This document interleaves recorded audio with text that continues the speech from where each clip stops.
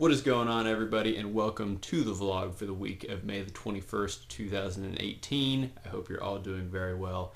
Anyways, today's video is a very exciting one because I'm officially an Apple certified developer, which means I have access to all the official Apple tools and I can actually submit apps and games to Apple to be reviewed to see if they want to put it out on their app store. And I have been a certified Android developer for some time, and I'm just going to talk a little bit in today's video about the differences between the sign-up processes between the two and sort of the things you get from being an Android developer or an Apple developer, and some of the things you can't do if you're not signed up for those yet. So obviously, in order to publish games to the Google Play Store and Apple App Store, you need to become a certified developer in the respective programs. And I'm doing so because I am working on a turn-based tactics mobile game right now.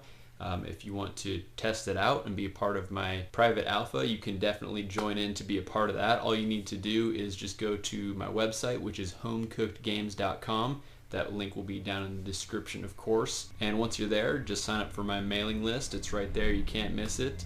And then you'll be signed up basically to be a part of my private alpha when it is ready to go, which should hopefully be very soon. I did learn a few things today as I was going through the Apple certification stuff that may delay the process just a little bit for Apple devices, but we'll see when the time comes. So anyways, the major differences between becoming an Android developer and an Apple developer is the pricing model. Basically for Android, it's a flat fee of $25, and once you pay the $25 fee, you can publish as many apps for as long as you want, and they'll be on the Google Play Store forever. However, with Apple, it's a subscription model, so you actually have to pay $99 per year. If you don't renew that subscription, they'll take down all your apps from the App Store, and you obviously won't be able to push out updates or upload any new apps or anything like that. So definitely a little bit more expensive to be an Apple developer than an Android developer. And also, without paying the licensing fee, there are a couple things that you're actually locked out of, and this is the reason that I actually went through the whole certification process today and actually purchased my Apple developer license for the year.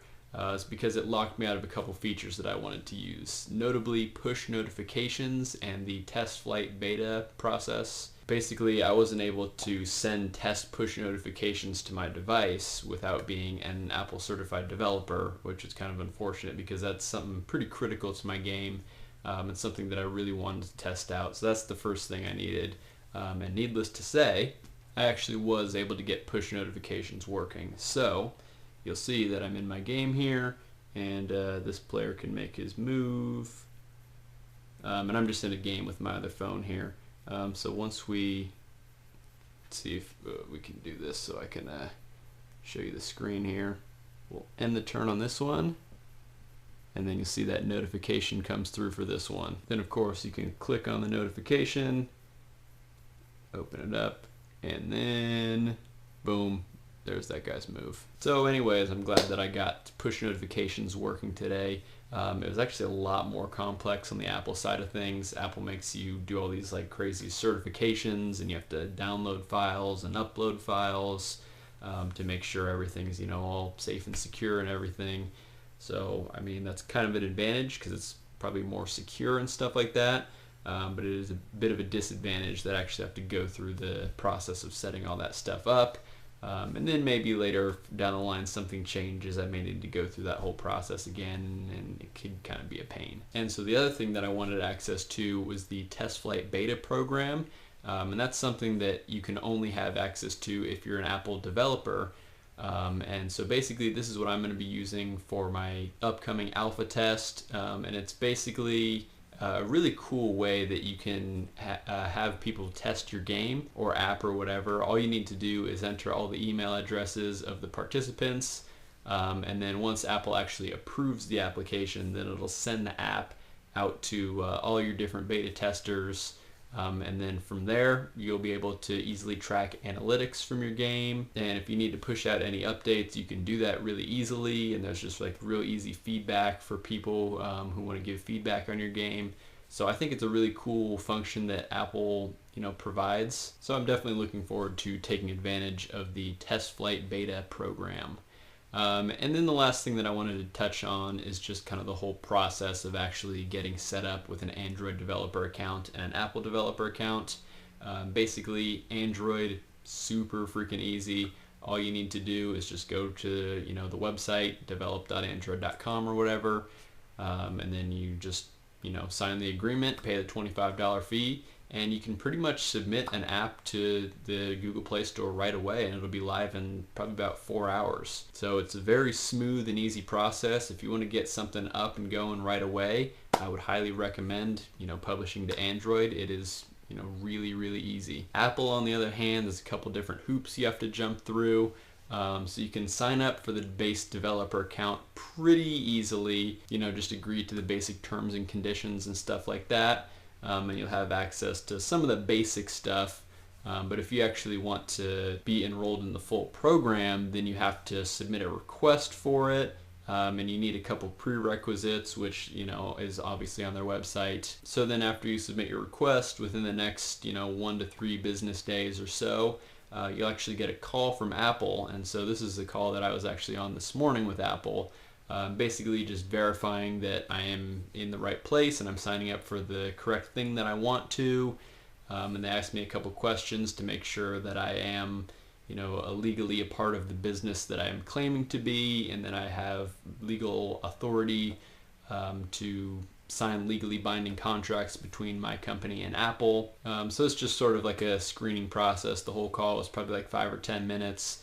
And then after that, I received an email and said, basically, you're good to go. Feel free to pay the $99 fee and then accept the terms and conditions.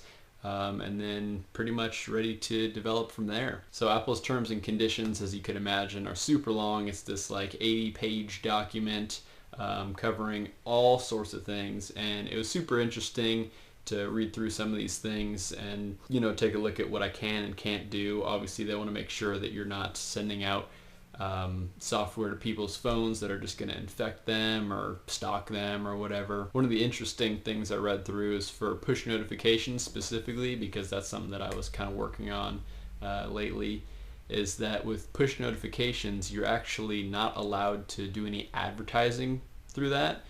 So you can't, like advertise a new product and send a new push notification to someone. And it even goes as far as you can't advertise new features within the app that you created, which I thought was a little bit weird, but maybe it can get abused. But yeah, after I paid the fee and then accepted the terms and conditions, it was probably another 10 or 15 minutes, and then I had access to everything that I needed access to. And apparently I am able to submit apps for review right now, but that's something that I obviously don't have ready yet. But it's good to know that I can do that. So all in all, it's not that difficult of a process, but it is just a couple extra steps that you do have to go through. So just a heads up if that's something that you're interested in doing. So anyways, that's just going to be about all I have for you in this video. Those are the basic differences between becoming an Android developer and an Apple developer. If you have any questions for me on anything, feel free to drop them down in the comments section below. If you enjoyed this video and you found it informative, please give that video a like and make sure you subscribe to the channel if you haven't done so already. And again, don't forget to sign up for my mailing list over on my website at homecookedgames.com so you can make sure that you're a part of my private alpha. So anyways, I hope you have a fantastic rest of your day, and I will see you in the next video.